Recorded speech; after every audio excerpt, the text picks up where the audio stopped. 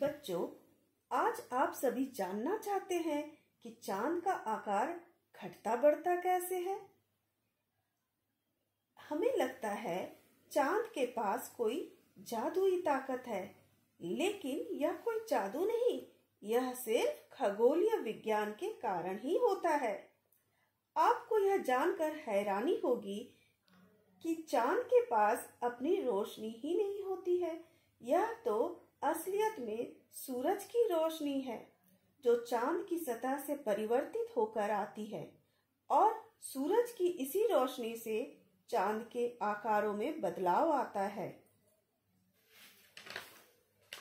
तो बच्चों, आओ इस क्रियाकलाप के द्वारा हम चंद्रमा की कलाओं को समझते हैं। हम सब जानते हैं चांद पृथ्वी के चारों तरफ चक्कर लगाता है। जब चांद पृथ्वी और सूर्य के बीच में आ जाता है तो चांद का जो भाग पृथ्वी की तरफ होती है उसमें सूर्य की रोशनी नहीं मिलने के कारण वह भाग हमें नहीं दिखता और अमावस्या के दिन ऐसा होता है।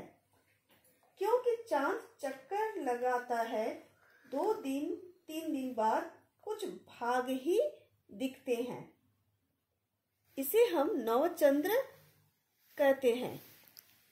करीब 2-4 दिनों के बाद फिर और अधिक भाग दिखता है जिसे हम प्रथम पक्षार्ध कहते हैं।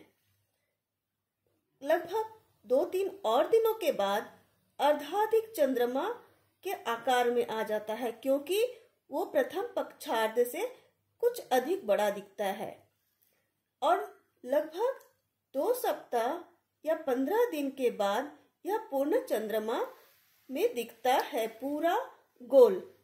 और अमावस्या से पूर्णिमा के बीच का समय हम शुक्ल पक्ष के नाम से जानते हैं।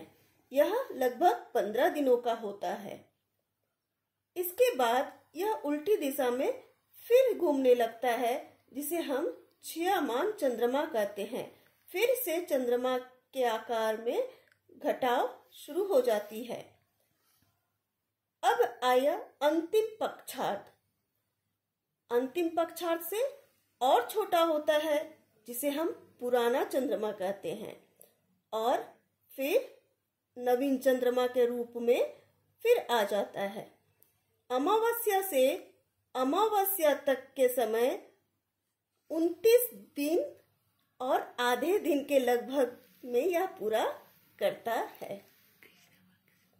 और पूर्णिमा से अमावस्या के समय को हम लोग कृष्ण पक्ष कहते हैं। आशा है बच्चों आप सभी समझ गए होंगे। धन्यवाद।